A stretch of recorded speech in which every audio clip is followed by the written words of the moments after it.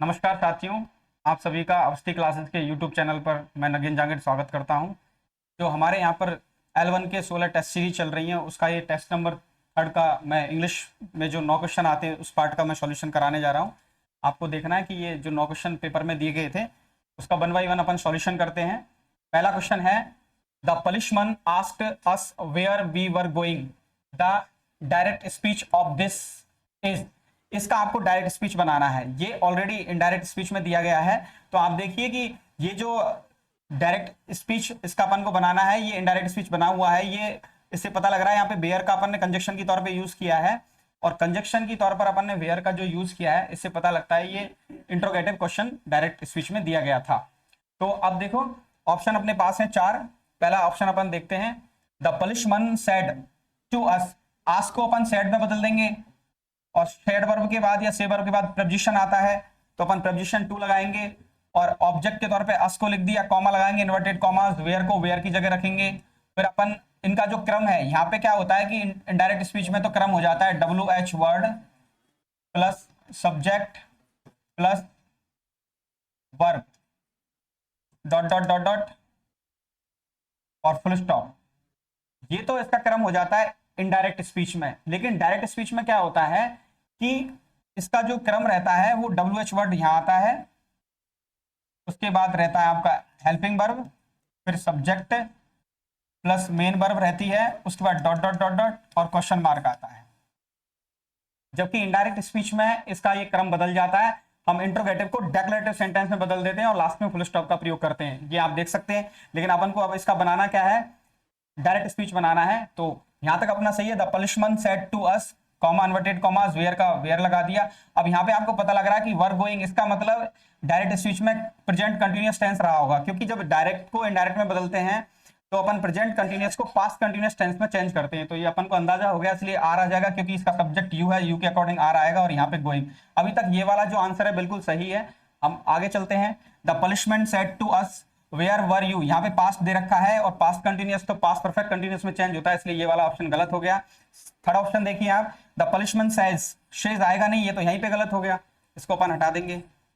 The punishment said to us, यहां तक ठीक है, लेकिन वेयर हैव यू गॉन, तो वेयर हैव यू गॉन, और अपन का जो इनडायरेक्ट स्पीच है वेयर वी वर गोइंग, तो वहां पे डायरेक्ट स्पीच में प्रेजेंट कंटिन्यूअस रहा होगा, इसलिए अपन ने इनडायरेक्ट स्पीच में वी वर गोइंग में इसको चेंज कर दिया, पास्ट कंटिन्यूअस टेंस में चेंज किया है। तो इसको अपन को क्या करना है, गलत करना है, क्योंकि यहाँ पे तो प्रेजेंट परफेक्ट टेंस दिया गया, और प्रेजेंट परफेक्ट टेंस तो पास्ट परफेक्ट टेंस में चेंज होता है, इसलिए अपना जो आंसर है वो नंबर 1 सही हो जाएगा।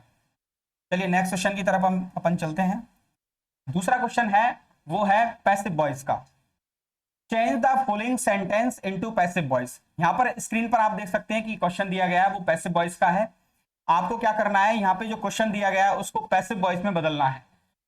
अब देखिए, आप इसको पढ़िए एक बार, they used to start these engines by hand. अब आप देख सकते हैं कि यूज्ड टू जो है वो मॉडल होता है, और मॉडल को मैंने आपको पढ़ाया है कि मॉडल का जो एक्टिव फॉर्म होता है, एक्टिव वॉइस, वो मॉडल प्लस बेस फॉर्म, या आप इसको बेयर इन्फिनेटिव बोल सकते हो, बेस फॉर्म बोल दो इसको, या बेयर इन्फिनेटिव फॉर्म बोल सकते हो, बेयर इन्फिनेटिव बोल सकते हो, या जिसको समझ में ना आए वो B1 ले सकता है। कि मॉडल का जो एक्टिव फॉर्म होता है मॉडल प्लस बेस फॉर्म बोल सकते हो, या बेयर इन्फिनेटिव या B1 बोल सकते हो। लेकिन जब हम मॉडल का पैसिव बनाते हैं तो मॉडल का जो पैसिव फॉर्म होता है वो मॉडल प्लस इसका पैसिव फॉर्म मैं आपको यहाँ लिख के बता देता हूं, देखो, modal plus be plus verb की थर्ड फॉर्म का प्रयोग करते हैं। जब हम किसी एक्टिव वॉइस में अगर मॉडल दिया गया है और उस क्वेश्चन का हमको एक्टिव से पैसिव वॉइस बनाना है, तो हम उस वाले मॉडल को, मॉडल का जो फॉर्म रहेगा पैसिव में, modal plus be plus verb की थर्ड फॉर्म में बदलते हैं। तो आप देखिए, इस रूल को आपको फॉलो करना है और इस क्वेश्चन का आपको पैसिव बनाना है। सबसे पहले आप देखो, ये सब्जेक्ट है, ये वर्ब हो गई, और ये ऑब्जेक्ट हो गया, ठीक है। और लास्ट वाला बाई प्लस हैंड है, वो बाई प्लस नाउन दे रखा है, इसका मतलब हो गया प्रेपोजिशनल फ्रेज है, ये प्रेपोजिशनल फ्रेज। अगर प्रेपोजिशन प्लस नाउन या प्रोनाउन दिया गया है, प्रेपोजिशन प्लस नाउन कहीं दिया गया है या प्रोनाउन दिया गया, तो वो प्रेपोजिशनल फ्रेज में काउंट होता है। तो इसका अपन लाएंगे, ये जो ऑब्जेक्ट है दीज इंजन्स को इधर लाइए आप सब्जेक्ट की जगह, दीज इंजन्स, आर आएगा नहीं, यूज टू बी होना चाहिए था इसलिए गलत है। These engines use to be, अब देखिए ये मॉडल है और अपन बी लगाएंगे, टू का टू साथ ही रहेगा, use to be started verb की थर्ड फॉर्म बाई प्लस लगाते, लेकिन कोई बात नहीं, यहाँ पे ऑप्शन में दिया गया नहीं तो बाई हैंड आ गया, इसको एडवर्ब को लास्ट क्लास में रखेंगे। अब तक ये वाला सही है। थर्ड वाला देखिए, these engines have been used to start, इसका कोई लेना देना है नहीं, ये तो गलत ही हो गया पूरी तरह से। These engines use to have तो आएगा नहीं, ये फॉर्म इसमें यूज करेंगे नहीं, तो ये बिल्कुल गलत है। अपन को तो मॉडल का पैसे बनाना, इसलिए ये वाला जो आंसर रहेगा इसका रहेगा सेकंड। इसका जो पैसिव बनेगा वो बनेगा these engines use to be started by and, तो इसका आंसर हो जाएगा सेकंड नंबर। चलिए हम थर्ड नंबर क्वेश्चन की तरफ चलते हैं। थर्ड क्वेश्चन जो है आपकी स्क्रीन पर है, आप तीसरे क्वेश्चन को सावधानी से पढ़िए और कोशिश करिए कि इसका आंसर आप इजीली कर पाए। Choose the correct form of the verb, आपको वर्ब की करेक्ट फॉर्म को चूज करना है और खाली स्थान को भरना है। आई दिस बुक बाई टमारो, देखिए बाई प्लस टाइम दे रखा हो, बाई प्लस टाइम कहीं दे रखा हो तो हम सामान्यतः वहां पर फ्यूचर परफेक्ट टेंस का प्रयोग करते हैं, बाई प्लस टाइम,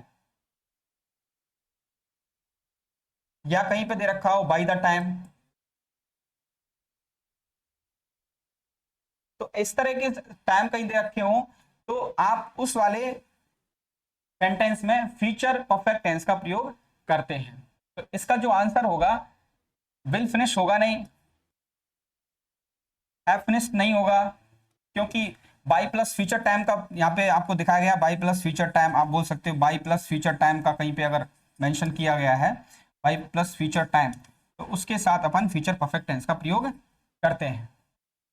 तो विल बी फिनिशिंग ये गलत हो गया, इसका सही आंसर हो जाएगा विल हैव फिनिश्ड, ये इसका सही आंसर हो जाए। नेक्स्ट क्वेश्चन की तरफ हम बढ़ते हैं। अगला जो अपना क्वेश्चन है वो है, आप इसको एक बार पढ़िए, स्क्रीन पर अगला क्वेश्चन दिया गया है। fill in the blanks with suitable articles it if any, ये it नहीं है if any, ये प्रिंटिंग मिस्टेक हो गई है, if any in the blanks below put cross where no article is needed, यदि ये क्वेश्चन कह रहा है कि यदि कहीं पे आर्टिकल की आवश्यकता है तो आपको वहां पे आर्टिकल का यूज करना है, और जहां पे आर्टिकल की आवश्यकता नहीं है वहां पर आपको क्रॉस लगाना है। तो क्वेश्चन आप देखो, Neil Armstrong was first man on moon, from the option given below choose the correct option, correct one, आपको नीचे जो ऑप्शन दिए गए हैं उनमें से करेक्ट को चुनना है। तो क्वेश्चन पढ़कर आपको समझ में आ रहा होगा कि कहां पे आर्टिकल का यूज होगा और कहां पे आर्टिकल का यूज नहीं होगा। आपने क्वेश्चन पढ़ लिया है, देखिए नील आर्मस्ट्रॉन्ग ये प्रॉपर नाउन है, और प्रॉपर नाउन के साथ हम सामान्य अर्थ में कोई आर्टिकल यूज नहीं करते हैं, इसमें आ जाएगा क्रॉस। आगे देखो, ये है फर्स्ट मैन, देखिए फर्स्ट मैन जो है इंग्लिश में नंबर दो तरह के होते हैं, आपको मैंने बताया है क्लास में पढ़ाया है, तो नंबर जो होते हैं वो दो तरह के होते हैं। एक तो होते हैं आपके कॉर्डिनल नंबर, कॉर्डिनल नंबर होते हैं, कॉर्डिनल नंबर होते हैं जिनको बोलते हैं अपन 1 2 3 etc 1 2 3 एटसेट्रा। और दूसरे होते हैं आपके ऑर्डिनल नंबर, ऑर्डिनल नंबर जो होते हैं वो आपको ऑर्डर बताने का काम करते हैं, और ऑर्डिनल नंबर, ऑर्डिनल नंबर जो होते हैं वो नंबर बताने का काम करते हैं, ऑर्डिनल जो नंबर होते हैं वो आपको क्रम बताने का काम करते हैं। कौन कौन से होते हैं ordinal number? First, second, third etcetera. आगे आप जा सकते हैं fourth, fifth, six, seventh, eight. English में जो नंबर होते हैं वो दो तरह के होते हैं, एक तो होते हैं कॉर्डिनल नंबर, कॉर्डिनल नंबर 1 2 3 4, अगर आप मैथ्स में लिखेंगे तो 1 2 3 4 5, अगर आप इसको नंबर्स में लिखते हैं 5 6, इस तरह से 5 6, आप इसको अगर नंबर्स में लिख रहे हैं तो आप फिगर्स में इस तरह लिख सकते हैं, और इधर फर्स्ट सेकंड, अगर इसको आप रोमन उसमें लिखेंगे तो फर्स्ट सेकंड थर्ड, इस तरह से लिखते हैं। तो आप देखिए कि हम जो ऑर्डिनल नंबर होते हैं उनके साथ हम आर्टिकल का प्रयोग करते हैं। तो आपको यहाँ पे आर्टिकल द लगाना है। आर्टिकल द का प्रयोग किया जाता है आपका ऑर्डिनल नंबर के साथ, तो दूसरे में द हो जाएगा। तीसरा देखो मून। अब आप जो मून है वो एक अपने आप में एक यूनिक थिंग है, और यूनिक थिंग से पहले अपन आर्टिकल द का प्रयोग करते हैं। इसका जो एक्सेप्शन है, इसके एक्सेप्शन दो वर्ड है। एक तो मास है, मास का मतलब होता है मंगल, मास से पहले कोई आर्टिकल नहीं आता है। और एक है नेपच्यून।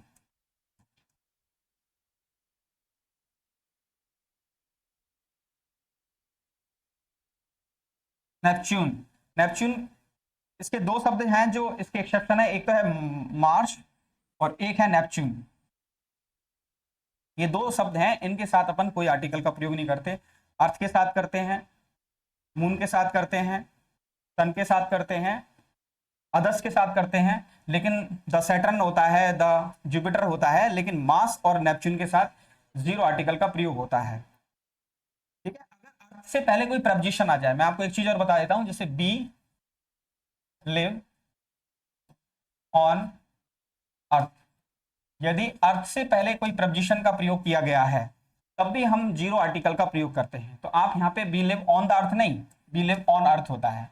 तो ये भी एक आप समझ सकते हैं कि यदि अर्थ से पहले, ये भी एक्सेप्शन टू द रूल होता है कि अगर अर्थ से पहले कोई प्रपोजिशन का प्रयोग किया गया है तो आप वहां पर भी जीरो आर्टिकल का प्रयोग करते हैं। आई होप आपको समझ में आ गया होगा। इसका आंसर हो जाएगा, देखो पहले में क्रॉस है, दूसरे में द है, और तीसरे में भी द आर्टिकल का प्रयोग करेंगे, तो इसका आंसर हो जाएगा आपका third.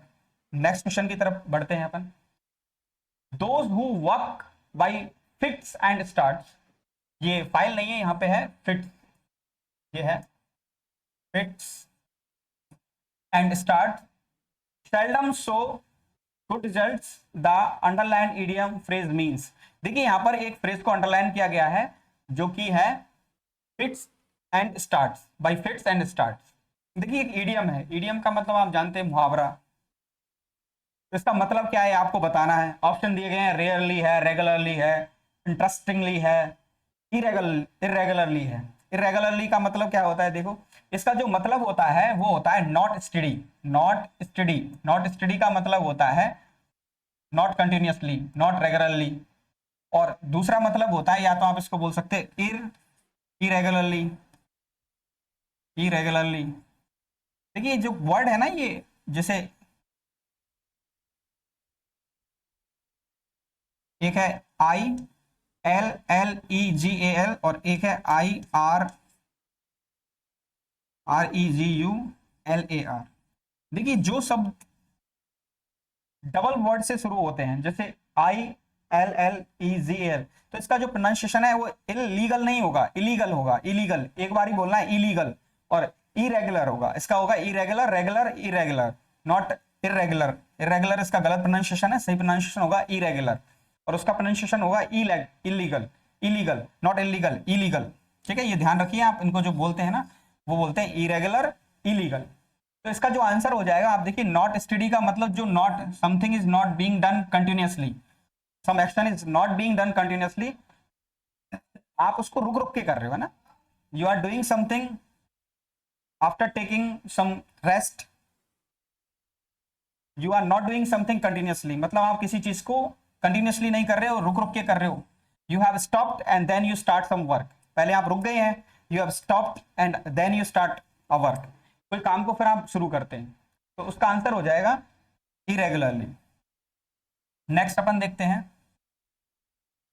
Fill in the blank with correct option. देखिए नेक्स्ट क्वेश्चन स्क्रीन पर है, आप देखिए, the two kinds of listening are. Listening जो है, it is one of the four कौशल्स of English language. English language में there are four basic skills. One is listening, speaking, reading and writing. This is the natural way of learning a language. LSRW, this is the natural way of, L का मतलब होता है listening, S का मतलब होता है speaking, आप सब जानते हैं इसका मतलब क्या होता है, और R का मतलब होता है रीडिंग, और S का, सॉरी W का मतलब होता है writing. So this is the natural order of learning a language. तो यहाँ पे इस क्वेश्चन में क्या पूछा गया है कि जो लिसनिंग है वो कितने प्रकार की होती है। The two kinds of listening are, है ना। क्वेश्चन अपन से जानना चाहता है कि लिसनिंग के दो प्रकार कौन कौन से हैं, तो अपन को आंसर करना है। अगर देखिए, active and passive, skimming and scanning, intensive and extensive, ये रीडिंग के प्रकार हैं। ये भी रीडिंग का प्रकार है, स्कीमिंग एंड स्कैनिंग। और रेफरेंशियल एंड ई इनफेरेंशियल, कुछ वर्ड है ये गलत टाइप हो गया मुझे लग रहा है, ये होगा नहीं, ये गलत है। इंटेंसिव और ये एक्सटेंसिव रीडिंग के प्रकार होते हैं, ये भी रीडिंग के प्रकार हैं। जो एक्टिव एंड पैसिव, ये जो है वो लिसनिंग के प्रकार हैं। दो तरह की लिसनिंग होती है, एक तो होती है एक्टिव और दूसरी होती है पैसिव। तो आपको याद होना चाहिए कि दो तरह की लिसनिंग्स होती हैं, कौन कौन सी, एक तो एक्टिव और एक होती है पैसिव। नेक्स्ट क्वेश्चन की तरफ अपन बढ़ते हैं। अब अपना जो अगला क्वेश्चन है वो स्क्रीन पर दिया गया है, देखिए आप जो क्वेश्चन को एक बार पढ़िए। Teaching learners to discuss a poem in English in their native language is an instance of the use of. जो क्वेश्चन है वो क्या कह रहा है, देखिए एक बार। टीचिंग लर्नर्स, टीचिंग का मतलब पढ़ाना, लर्नर्स का मतलब अधिगम करताओं को। टू डिस्कस, डिस्कस का मतलब होता है चर्चा करके, विचार विमर्श करके। अ पोएम इन इंग्लिश, इंग्लिश भाषा में।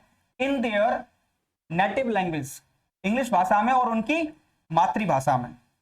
इज एन इंस्टेंस, इंस्टेंस का मतलब उदाहरण है, ऑफ द यूज ऑफ, किसके प्रयोग का उदाहरण है। देखिए आप जानते ही हैं कि इसका जो आंसर होगा वो अपन बाद में करेंगे, पहले ये समझो एक बार। मैं कुछ वर्ड्स लिख रहा हूं। एक तो होता है मोनोलिंगुअल, मोनोलिंगुअल। मोनोलिंगुअल का मतलब होता है who speaks one who speaks one language, one who speaks one language. देखिए monolingual, a person who speaks one language. आप ये भी कह सकते हो अ पर्सन हु स्पीक्स या one who speaks one language. एक ऐसा व्यक्ति जो एक ही भाषा बोलता है उसको बोलते हैं वन मोनोलिंगुअल। और एक बहुत वर्ड होता है बाइलिंगुअल। बाइलिंगुअल का मतलब होता है a person, a person who speaks, who speaks to languages, to languages, to languages. ऐसा व्यक्ति जो दो भाषाएं बोलता है उसको बोलते हैं अपन बाइलिंगुअल। और एक शब्द है, आप देखिए इसमें, मल्टीलिंगुअल। मल्टीलिंगुअल, मल्टीलिंगुअल का मतलब होता है,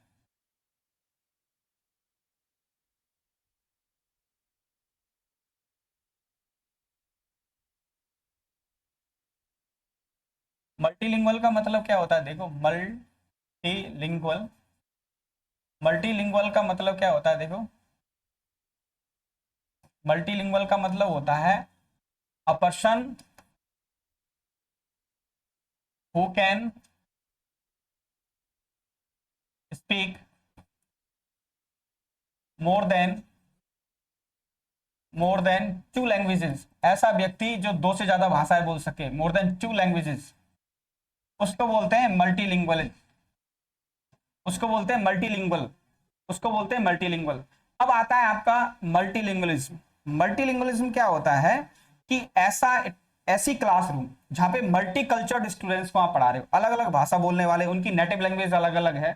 तो आप क्या कर रहे हो कि उनकी मातृभाषा में उनको समझाने का प्रयास कर रहे हो। या ऐसी एक स्टेट होती है, multilingualism is the state of an academic class with multi cultured student. अगर इंग्लिश में ये कहूं मैं कि मल्टीलिंगुअलिज्म होता क्या है, तो मैं आपको इंग्लिश में समझा देता हूं, एक बार लिख के देखिए।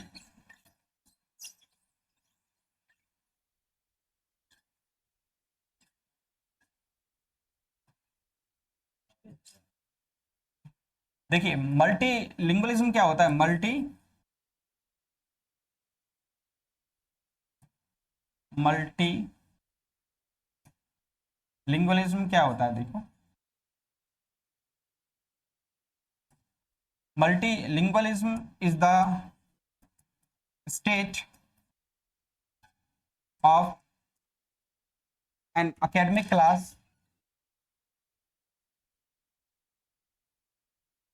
academic class with multi cultured learners. देखिए, मल्टी कल्चरल लर्नर्स का मतलब होता है, मल्टी लिंगुअलिज्म का हिंदी में मतलब होता है बहुभाषावाद। बहुभाषावाद का मतलब होता है किसी क्लासरूम में किसी टीचर के द्वारा कई सारी जो भाषाएं हैं, मतलब जो लर्नर्स की जो मातृभाषाएं उनकी होती हैं, उनका उनके कुछ वर्ड्स को, कुछ फ्रेजेस को, कुछ कीवर्ड्स को सीख करके उनको समझाना, उनको पढ़ाना, तो उसको बोलते हैं बहुभाषावाद। जब टीचर या कोई प्रैक्टिशनर या कोई अध्यापक जो है वो अलग अलग भाषाओं का प्रयोग करके या लर्नर्स की भाषाओं का प्रयोग करके उनको सिखाने का प्रयोग करता है या उनको सिखाने का प्रयास करता है। कुछ फ्रेजेस होती हैं, कुछ वर्ड्स होते हैं, कुछ सेंटेंसेज होते हैं। जैसे आप अलग अलग भाषाओं के कुछ वर्ड सीख लेते हैं, सारी भाषाएं सीखना असंभव होता है, लेकिन कुछ कीवर्ड्स या कुछ फ्रेजेस आप सीख सकते हैं और उनकी लैंग्वेज में आप बच्चों से बात कर सकते हैं और उनको बड़ा फेमिलियर फील होता है, तो उसको बोलते हैं बहुभाषावाद। तो multilingualism is the state of an academic classroom. एक क्लासरूम की वह स्थिति होती है विथ मल्टी कल्चर्ड लर्नर्स, जहाँ पे अलग अलग संस्कृति के बच्चे पढ़ते हैं, उनकी मातृभाषाएं अलग अलग हो सकती हैं। तो अगर आप उनको किसी पॉइंट को समझा रहे हो तो उनकी मातृभाषा के कुछ फ्रेजेस का, सेंटेंसेस का आप यूज करके उनको समझा सकते हो। तो इसका जो आंसर होगा वो होगा मल्टीलिंगुअल रिसोर्सेज। इसका आंसर हो जाएगा मल्टीलिंगुअल रिसोर्सेज। देखिए नेक्स्ट क्वेश्चन की तरफ हम बढ़ते हैं। अगला अपना जो क्वेश्चन है वो स्क्रीन पर दिखाई दे रहा है, देखिए। The purpose of remedial teaching is to. Remedial teaching का क्या उद्देश्य है? रिमेडियल टीचिंग का मतलब तो आप जानते ही हैं, उपचारात्मक शिक्षण होता है। हिंदी में क्या बोलते हैं? उपचारात्मक शिक्षण। रिमेडियल टीचिंग का मतलब होता है उपचारात्मक शिक्षण। रिमेडियल टीचिंग का क्या मतलब है? Test recently taught content. क्या जो अभी जो पढ़ाया गया जो कंटेंट है उसका टेस्ट लेना इसका काम है? नहीं। Introduce new content. New content को बच्चों को परिचय कराना, उनको बताना उसके बारे में, ये भी नहीं है। Teaching again the content that not properly learned. हाँ, उपचारात्मक शिक्षण का मतलब वह होता है जब आपको लग रहा है कि जो आपने पढ़ा दिया है, teaching again the content that not properly learned, कि आप जो कुछ पढ़ा चुके हैं और बच्चों को वो अच्छे से समझ में नहीं आया, उसमें कुछ बैरियर्स आ गए हैं, कुछ प्रॉब्लम्स आ गए हैं, कुछ मेलेडी आ गई हैं, कुछ दोष आ गए हैं, तो उनको आपको दोबारा से उस कंटेंट को या उस लेसन को दोबारा से समझाना है, तो वो रिमेडियल टीचिंग कहलाता है। Teach again the topic already learn. जो पहले ही सीख लिया गया है, जो पहले ही सीखा जा सका, उसको पढ़ाना रिमेडियल टीचिंग है? नहीं। इसका जो आंसर हो जाएगा वो हो जाएगा third, teaching again the content that not properly learn. इसका आंसर हो जाएगा थर्ड नंबर। इसके बाद जो अपना लास्ट क्वेश्चन है वो देखिए आप, ये स्क्रीन पर है। In which of the following method the teacher teaches meaning of every word clearly to students by translating them into mother tongue। देखिए यहाँ पे एक शब्द आ रहा है मदर टंग। मदर टंग जो है, मदर टंग डोमिनेट्स इन जीटीएम मेथड। जीटीएम का मतलब होता है ग्रामर ट्रांसलेशन मेथड। इन grammar translation method mother tongue dominates. Dominates का मतलब होता है प्रभावी, बहुत ज्यादा यूज किया जाता है उसका। पूरी जो क्लास होती है वो मदर टंग में ही चलती है। टीचर जो है वो इसका ओवर यूज करता है, बहुत ज्यादा excessive use of mother tongue is done in GTM method. और इसमें क्या होता है कि टीचर जो होता है वो वर्ड फॉर वर्ड ट्रांसलेशन करता है और बच्चों को हर नए शब्द का, every word in which the following method the teacher teaches meaning of every word, हर शब्द का clearly to students by translating them into mother tongue. वो हर शब्द का बच्चे की मातृभाषा में अनुवाद करके उसको सिखाता है। जो भी शब्द आएगा उसका वो इंग्लिश में तो बोलेगा उसको, लेकिन उसका ट्रांसलेट उसको किस में करेगा? उसका ट्रांसलेट करके बताएगा, उसको ट्रांसलेशन करेगा, उसका अनुवाद करके बताएगा, उसका मीनिंग बताएगा, किस में? लर्नर्स की मदर टंग में। और इस मेथड में ज्यादा यूज होता है मदर टंग का। तो आप इस चीज को ध्यान रखना कि मदर टंग जो है वो ज्यादातर किस मेथड में यूज होती है? वो होती है आपकी ग्रामर ट्रांसलेशन मेथड में। तो ये आपका लास्ट क्वेश्चन था और मैं आशा करता हूं कि आपको मेरे द्वारा दी गई जो जानकारी है इन प्रश्न से संबंधित और मैंने आपको जो सॉल्यूशन करवाया वो आपकी समझ में आया होगा। और सभी से मैं आग्रह करता हूं कि आप अवस्थी क्लासेज के यूट्यूब चैनल को सब्सक्राइब करिए और भविष्य में भी हम आपके लिए कुछ अच्छी क्लासेज और हो सकता है कि टेस्ट सीरीज या और मैराथन क्लासेज लेके आएँ, जिसमें कुछ टीचिंग मेथड्स के क्वेश्चन हो सकते हैं, कुछ ग्रामर के क्वेश्चन हो सकते हैं। कोशिश करेंगे कि हम आपके सामने दोबारा से अच्छी मैराथन क्लास के साथ उपस्थित हों। तब तक के लिए बहुत बहुत धन्यवाद।